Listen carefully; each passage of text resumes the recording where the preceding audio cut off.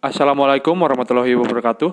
Perkenalkan, nama saya Erik Benyamin Langiran dengan nomor induk mahasiswa 2008016130.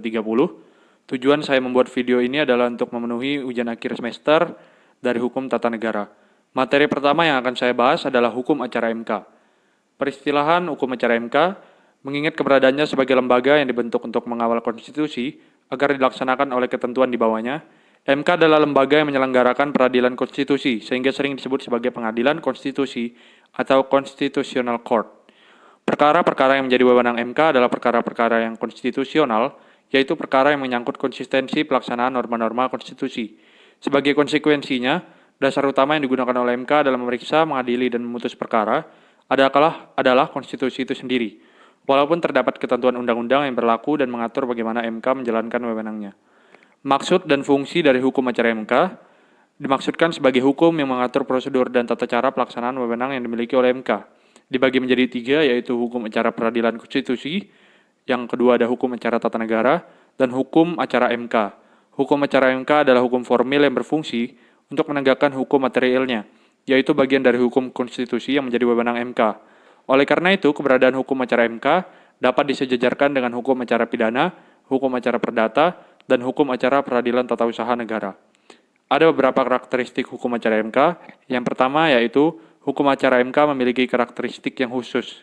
Karena hukum material yang hendak ditegakkan tidak merujuk pada undang-undang atau kitab undang-undang tertentu, melainkan konstitusi sebagai hukum dasar sistem hukum itu sendiri. Yang kedua, ada karakter perselisihan yang diajukan kepada MK, bercorak tersendiri dan berbeda dengan perselisihan yang dihadapi sehari-hari di peradilan biasa yang lain. Mengapa? Karena adanya sifat kepentingan umum yang tersangkut di dalamnya. Bersifat public interest, ini adalah yang ketiga, putusan yang diminta oleh pemohon dan diberikan oleh MK membawa akibat hukum tidak hanya mengenai orang seorang yang mengajukan permohonan, tetapi juga orang lain, lembaga negara dan aparatur pemerintah, masyarakat hukum adat, juga masyarakat pada umumnya. Terutama dalam hal pengujian atau judicial review, undang-undang terhadap Undang-Undang Dasar Negara Republik Indonesia tahun 1945. Yang keempat, MK juga tunduk pada Undang-Undang Kekuasaan Kehakiman sebagai konsekuensi kedudukan dan wewenang MK sebagai lembaga peradilan yang melaksanakan kekuasaan kehakiman selain MA. Misalnya, dalam penerapan asas due process of law pada setiap perkara di peradilan, sikap netralitas dan kemandirian dalam menegakkan hukum. Yang kelima, MK juga harus tunduk pada asas-asas peradilan yang baik yang dianut secara universal dalam hukum acara pada umumnya. Ada asas-asas hukum acara MK. Yang pertama, persidangan terbuka untuk umum, dicatat dalam pasal 13 Undang-Undang Kekuasaan Kehakiman dan pasal 40 Undang-Undang MK, kecuali pada rapat permusyawaratan hakim atau RPH. Asas ini refleksi dari konsep social control dan akuntabilitas hakim. Yang kedua, independen dan imparsial, dicatat dalam pasal 2 Undang-Undang MK dan pasal 3 Undang-Undang Kekuasaan Kehakiman. Asas ini refleksi dari doktrin separation of powers. Yang ketiga, peradilan dilaksanakan secara cepat, sederhana, dan murah, dicatat dalam pasal 4 Undang-Undang Kekuasaan Kehakiman. Di MK, biaya perkara yang dibebankan pada pemohon atau termohon tidak dikenal karena dibebankan pada biaya negara. Selain itu, situs internet dan telekonferensi telah digunakan di MK.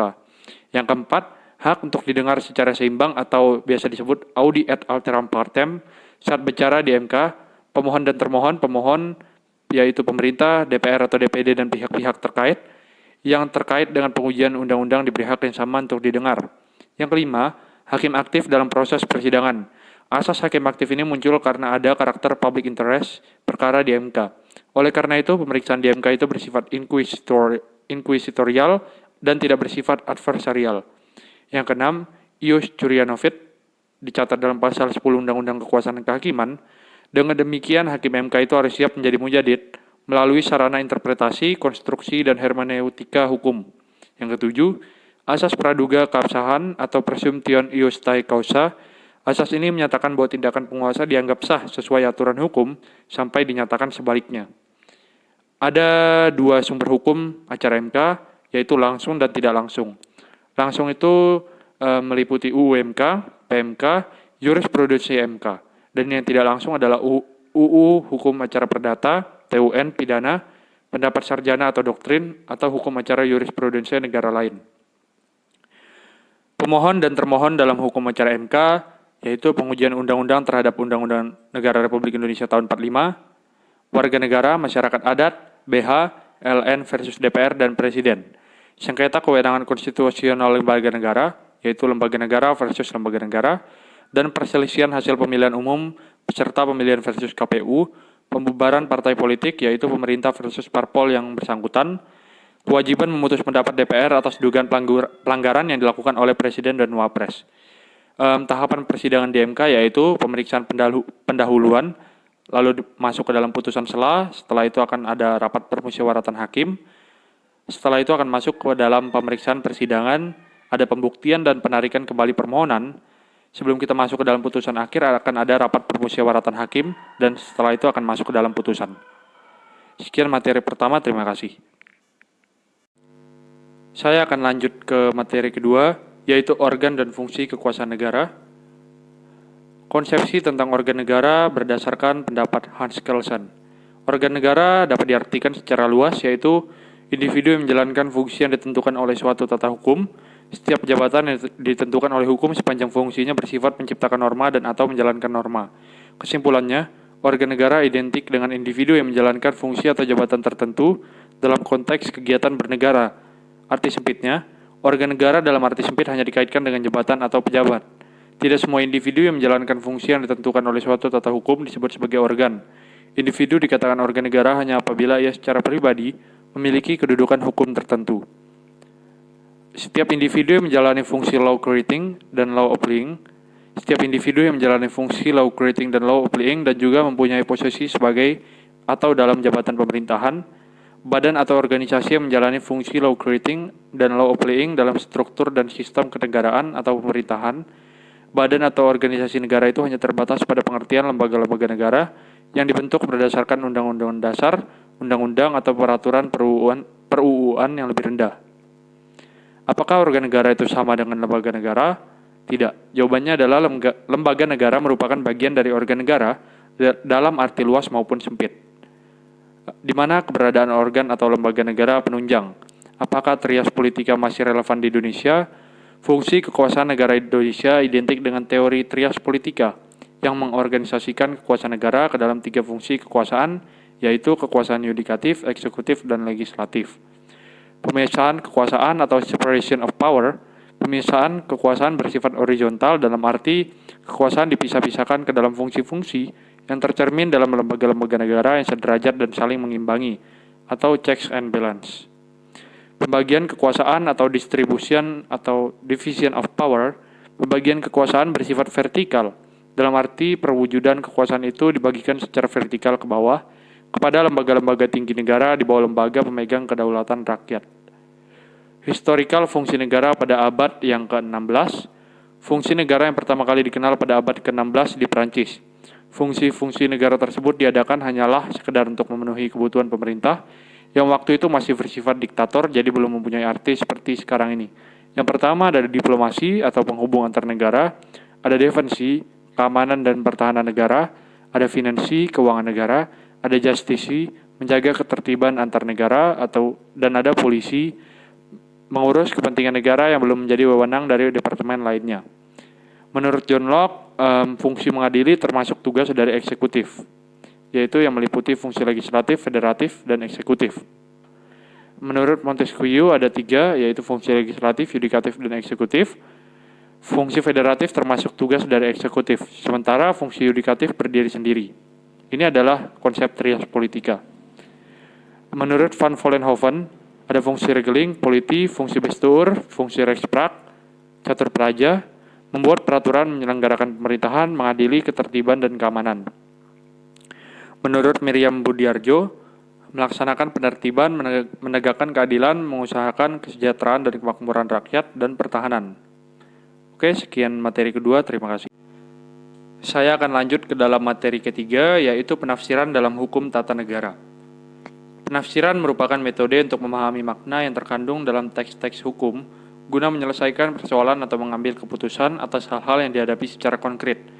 Kenapa penafsiran di dalam hukum itu menjadi penting? Penafsiran menjadi penting karena peraturan perundang-undangan tidak seluruhnya dapat atau telah disusun dalam bentuk yang jelas dan tidak membuka penafsiran lagi.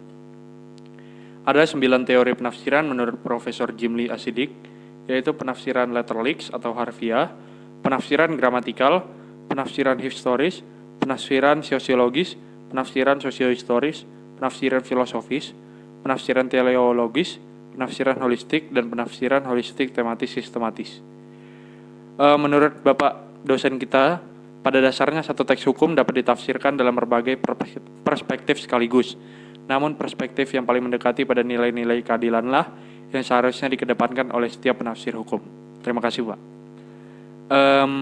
Penafsiran letterlix atau harfiah, yaitu penafsiran yang menekankan pada arti atau makna kata-kata yang tertulis. Penafsiran gramatikal, yaitu penafsiran terhadap kata-kata dalam peraturan perundang-undangan sesuai kaidah bahasa dan kaidah hukum tata bahasa. Penafsiran historis, yaitu penafsiran menurut sejarah perumusan perundang-undangan. Penafsiran sosiologis, penafsiran menurut konteks sosial saat suatu naskah perundang-undangan dirumuskan. Penafsiran sosiohistoris, yaitu penafsiran menurut konteks sejarah masyarakat yang mempengaruhi rumusan naskah perundang-undangan. Penafsiran filosofis, yaitu penafsiran dengan fokus perhatian pada aspek filosofis. Penafsiran teleologis, penafsiran dengan mengedepankan tujuan dan jangkauan hukum atau teks perundang-undangan.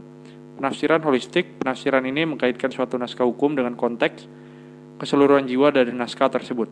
Penafsiran holistik tematis sistematis dapat dipersamakan dengan holistik hanya dilakukan secara sistematis.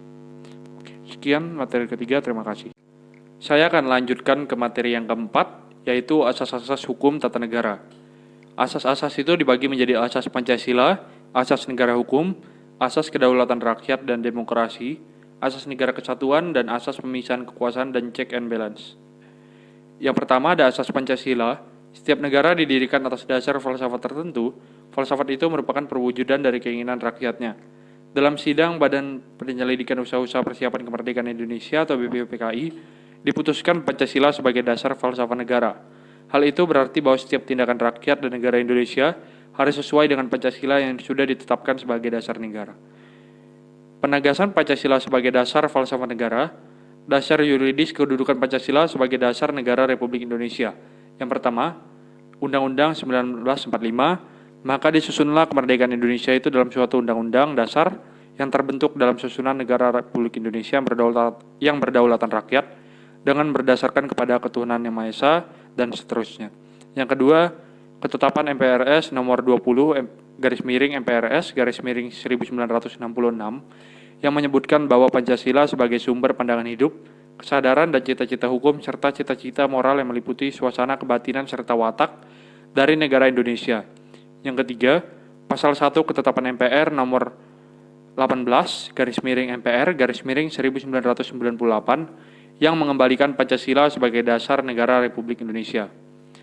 Pada hakikatnya Pancasila itu ada 4, yaitu sebagai dasar filsafat negara atau Philosophische Grundslag, yang kedua sebagai ideologi nasional, yang ketiga sebagai sistem, yang keempat sebagai etika politik. Sudahkah asas Pancasila telah benar-benar diperhatikan dalam kehidupan tata negara di Indonesia dari waktu ke waktu, yaitu mulai dari awal proklamasi, masa Orde Lama, masa Orde Baru, masa Reformasi, atau masa pasca Reformasi? Asas negara hukum. Negara hukum adalah negara yang penyelenggaraan kekuasaan pemerintahnya didasarkan atas hukum. Karena itu, pemerintah dan lembaga-lembaga lain dalam melaksanakan tindakan apapun harus dilandasi oleh hukum dan dapat dipertanggungjawabkan secara hukum. Hukum sebagai dasar diwujudkan dalam peraturan perundang-undangan yang berpuncak pada konstitusi, berisi kesepakatan atau konsensus bersama atau hukum dasar negara. Dengan demikian, di dalam negara hukum, kekuasaan negara berdasar atas hukum bukan kekuasaan belaka, serta pemerintah negara berdasarkan pada konstitusi. Negara berdasarkan atas hukum menempatkan hukum sebagai hal yang tertinggi sehingga ada istilah supremasi hukum. Tujuan dari negara hukum menurut S. Tasrif, yang pertama kepastian hukum, yang kedua kegunaan, dan yang ketiga keadilan. Menurut Ahmad Dimyati, yang pertama pencapaian keadilan, yang kedua kepastian hukum, dan yang ketiga kegunaan. Pencapaian keadilan sesuai dengan asas ius quia iustum, atau hukum adalah keadilan, dan quid ius sine justitia, atau apalah arti hukum tanpa keadilan. Ada beberapa bentuk hukum, yaitu yang pertama ada sistem hukum civil system, negara hukumnya Rechtsstaat, dan wilayahnya adalah Eropa Barat atau kontinental. Yang kedua ada common law system, Negara hukumnya the rule of law dan wilayahnya Anglo-Saxon atau Anglo-Amerika. Yang ketiga ada socialist law system dan negara hukumnya socialist legality, wilayahnya di Eropa Timur. Yang keempat ada Islamic law system, negara hukumnya demokrasi Islam dan wilayahnya adalah Arab Islam. Negara hukum, Rechtsstaat, menurut Julius Stahl, yaitu pengakuan atau perlindungan hak asasi manusia, pembagian kekuasaan, pemerintahan berdasarkan undang-undang, peradilan tata usaha negara atau peradilan administrasi. The rule of law, menurut A. V. Dice, supremasi hukum dalam arti tidak boleh ada kesewenang-wenangan sehingga seseorang hanya boleh dihukum jika melanggar hukum atau supremacy of law. Yang kedua, kedudukan yang sama di depan hukum, baik bagi rakyat biasa maupun bagi pejabat, atau equality before the law.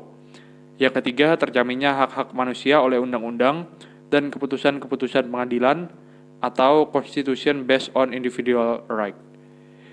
Negara hukum berdasarkan socialist legality, yaitu perwujudan sosialisme, hukum adalah alat di bawah sosialisme, dan penekanan pada hak-hak bersama daripada hak individu. Menurut demokrasi Islam, kekuasaan adalah amanah, HAM, keadilan, persamaan, musyawarah, perdamaian, peradilan bebas, kesejahteraan, dan ketaatan. Apa konsep negara hukum yang dianut oleh Indonesia? Jadi, sekarang itu Indonesia menganut Indonesian Law System yang negara hukumnya Pancasila, wilayah di Indonesia. Pancasila menurut M. Hajon, yang pertama, keserasian hubungan antara rakyat dan pemerintah berdasarkan asas kerukunan. Yang kedua, hubungan fungsional yang proporsional antar kekuasaan negara. Yang ketiga, penyelesaian sengketa melalui musyawarah dan peradilan merupakan sarana terakhir. Yang keempat, keseimbangan antara hak dan kewajiban. Pancasila menurut M. Tahur Azhari, adanya hubungan erat antara agama dan negara. Yang kedua, bertumpu pada ketuhanan yang Maha Esa. Yang ketiga, kebebasan beragama dalam artian positif. Yang keempat, ateisme tidak dibenarkan dan komunisme tidak diperkenankan. Yang kelima, berdasarkan asas kekeluargaan dan kerukunan.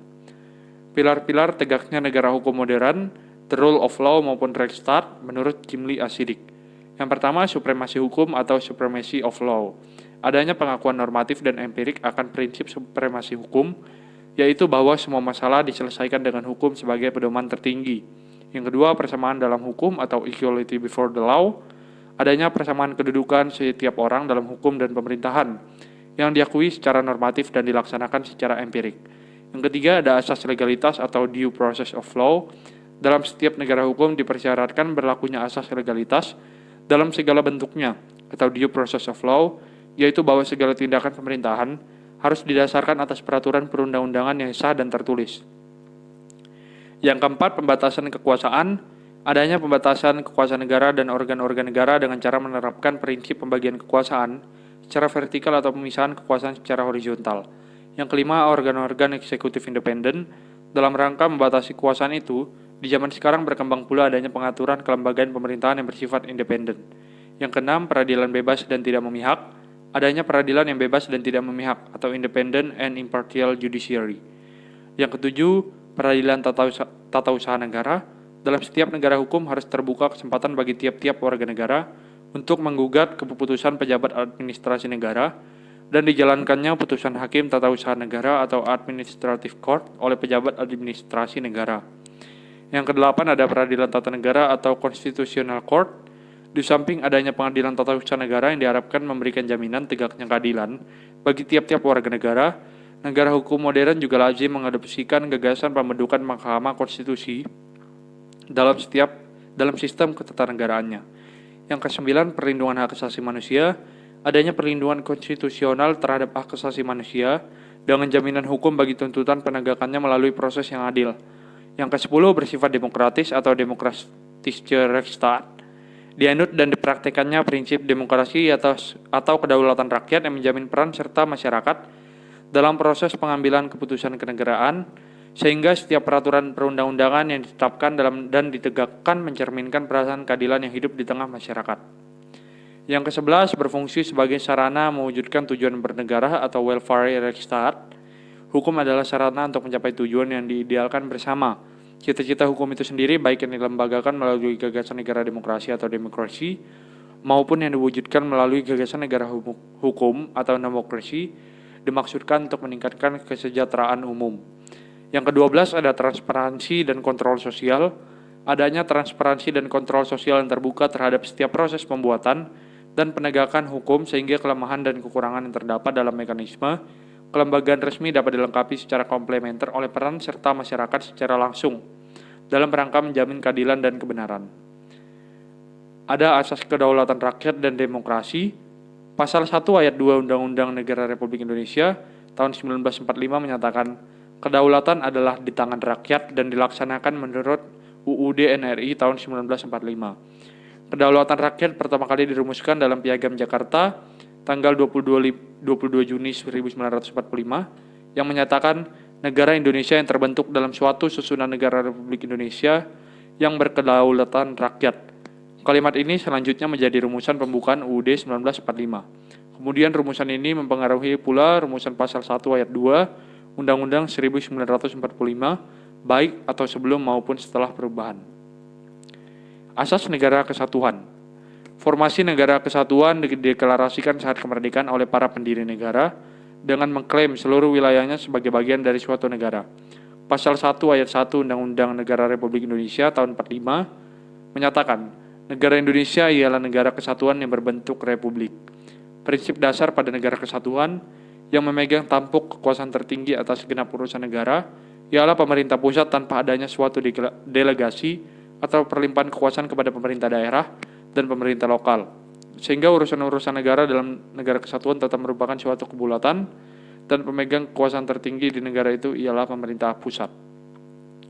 Dalam konsep negara kesatuan Republik Indonesia, tanggung jawab pelaksanaan tugas-tugas pemerintah pada dasarnya tetap berada di tangan pemerintah pusat.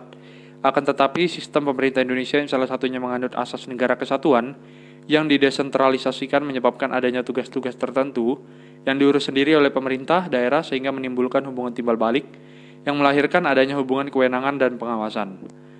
Asas pemisahan kekuasaan dan check and balance. Berbagai kalangan berpendapat bahwa terjadinya problematika ketatanegaraan di Indonesia saat ini bermuara kepada ketidakjelasan konsep yang dibangun oleh UUD NRI tahun 1945, pemisahan atau pembagian kekuasaan, presidensial atau parlementer, trikameral atau bikameral, eksekutif heavy menuju legislatif heavy. Sekian, terima kasih. Saya akan masuk ke dalam materi yang kelima, yaitu sistem pemerintahan. Apa itu sistem pemerintahan? Jadi pemerintahan itu tidak sama dengan pemerintah. Menurut Hamid S. Atamimi, pengertian sistem akan selalu berkaitan dengan mekanisme dan kerjasama suatu lembaga, institusi, ataupun organ dalam mencapai suatu tujuan yang hendak dicapai. Secara luas, segala bentuk kegiatan atau aktivitas penyelenggaraan negara, eksekutif, legislatif, dan yudikatif yang dilakukan oleh organ-organ negara yang mempunyai otoritas atau kewenangan untuk menjalankan kekuasaan. Pemerintahan dan pemerintah. Pemerintahan atau bestowering atau pelaksanaan tugas pemerintah. Pemerintah, organ atau alat atau aparat yang menjalankan pemerintahan. Pemerintah secara luas yaitu semua alat kelengkapan negara, secara sempit kekuasaan eksekutif. Sistem pemerintahan adalah sistem dalam sebuah negara yang menjelaskan relasi antara pemegang kekuasaan eksekutif dengan pemegang kekuasaan legislatif. Sistem pemerintahan berdasarkan sifat hubungan badan legislatif dengan badan eksekutif dibagi menjadi 3, yaitu sistem pemerintahan presidensial, sistem pemerintahan parlementer, sistem pemerintahan badan pekerja atau referendum. Ciri sistem pemerintahan presidensial yaitu penyelenggara negara berada di tangan presiden, presiden sebagai kepala negara dan sebagai kepala pemerintahan, presiden tidak dipilih oleh badan perwakilan tetapi oleh sejumlah pemilih, presiden bukan merupakan bagian dari lembaga legislatif, presiden tidak bertanggung jawab kepada badan legislatif dan tidak dapat dijatuhkan oleh badan legislatif, kecuali melalui dakwaan politik yang biasanya jarang terjadi. Presiden tidak dapat membubarkan badan legislatif, presiden dan lembaga legislatif dipilih untuk suatu jangka waktu jabatan yang pasti. Apa satu contoh negara dengan sistem pemerintahan presidensial? Yaitu Indonesia. Presidensialisme di Indonesia mulai berjalan secara murni pasca perubahan ketiga Undang-Undang Dasar 1945. Menjadi eksekutif heavy, dan perubahan yang keempat justru menghasilkan legislatif heavy.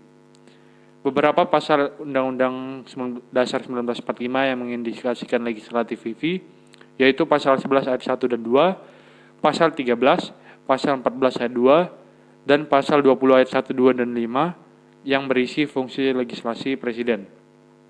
Plus multipartai yang berarti anomali presidensialisme di Indonesia. Gagasan pemurnian sistem pemerintahan presidensial di Indonesia. Pertama, mencabut kewenangan legislasi yang dimiliki presiden. Kewenangan legislasi yang dimaksud adalah kewenangan badan legislatif dalam membentuk dan membahas undang-undang yang menjadi kewenangannya secara mutlak. Yang kedua, agar terdapat suatu mekanisme check and balance antara presiden dan DPR dalam melaksanakan fungsi legislasi. Presiden diberikan hak veto atas rancangan undang-undang yang telah disetujui oleh DPR dengan berbagai persyaratan yang telah ditentukan. Yang ketiga, menegaskan kewenangan presiden sebagai kepala negara dan sebagai kepala pemerintahan sebagai identitas presidensialisme yang dianut oleh negara Indonesia. Yang keempat, menghilangkan kewajiban presiden untuk meminta pertimbangan DPR dalam pengangkatan duta dan konsul. Dan yang kelima, melakukan penyederhanaan terhadap partai politik.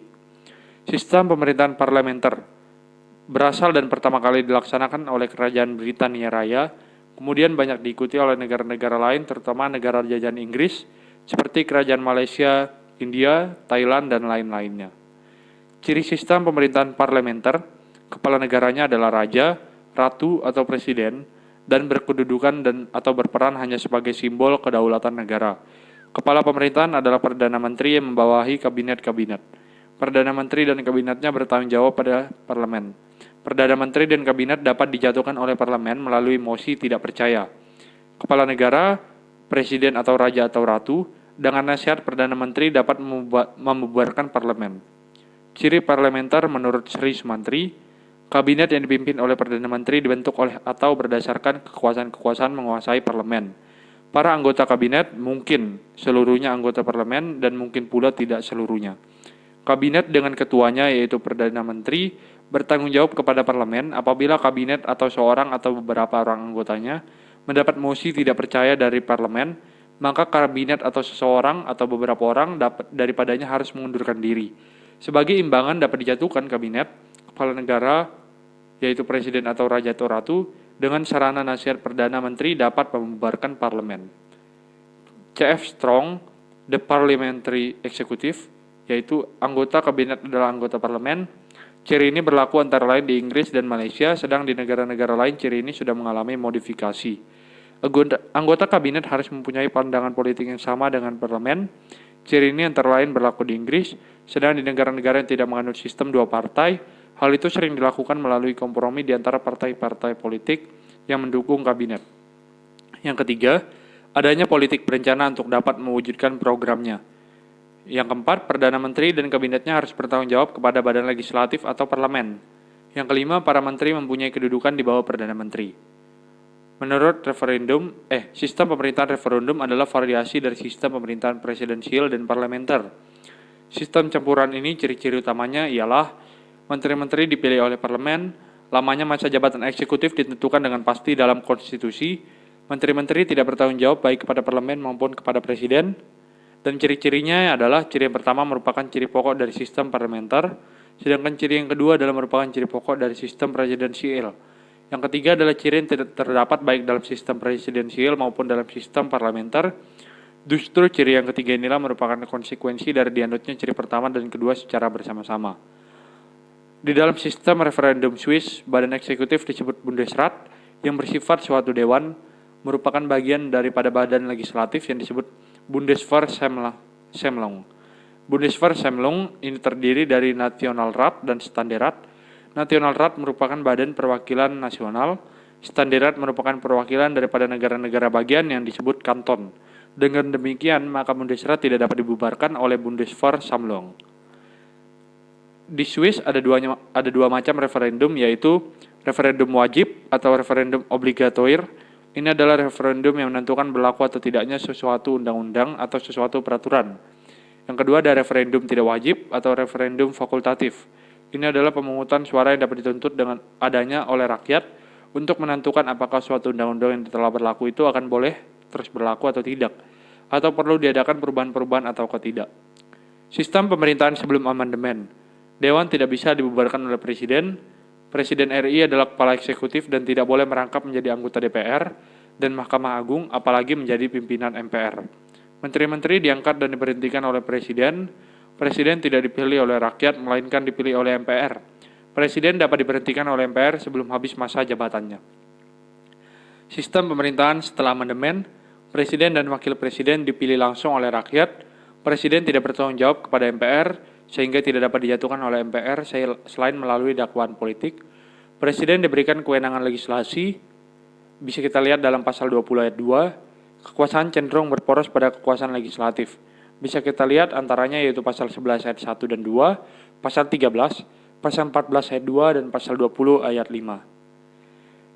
Sekian video ini saya buat untuk ujian akhir semester. Kurang lebihnya mohon dimaafkan. Wassalamualaikum warahmatullahi wabarakatuh.